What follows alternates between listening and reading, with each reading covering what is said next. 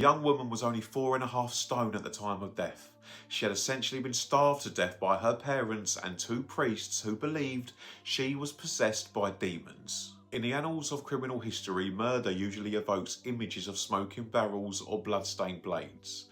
But in the small Bavarian town of Klingenberg in 1976, the weapon was a prayer book and the killers were 2 priests and the victim's own parents.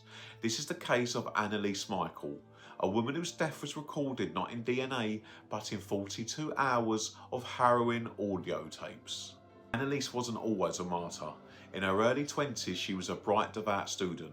However, a diagnosis of temporal lobe epilepsy spiraled into a religious psychosis that the modern world couldn't contain.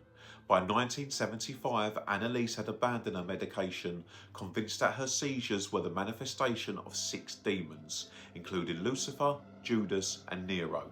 What followed was not medical intervention, but a sanctioned descent into hell. The physical degradation of Anneliese Michel was a slow-motion execution.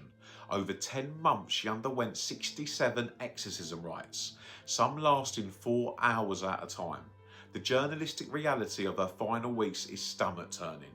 She began to perform genuflections, dropping to her knees and popping back up to 600 times a day, eventually rupturing her knee ligaments and grinding the bone down. She crawled under tables and barked like a dog for 2 days straight.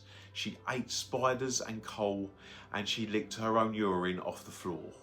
The subsequent trial in 1978 forced a modern legal system to confront medieval superstition. The prosecution argued a chillingly simple point. Anneliese didn't need a priest. She needed an IV drip and a sedative. The court listened to the tapes, the guttural, inhuman growls of a woman whose throat was raw from screaming, and saw the photos of her emaciated, bruised corpse. The verdict? Negligent homicide. Her parents and the priests, Father Arnold Renz and Father Ernest Altz, were found guilty. They received suspended sentences, a legal slap on the wrist for a death that involved months of prolonged, systematic neglect. We're left to wonder, where does the line between religious freedom and criminal negligence blur? Anneliese died believing she was saving the souls of the world.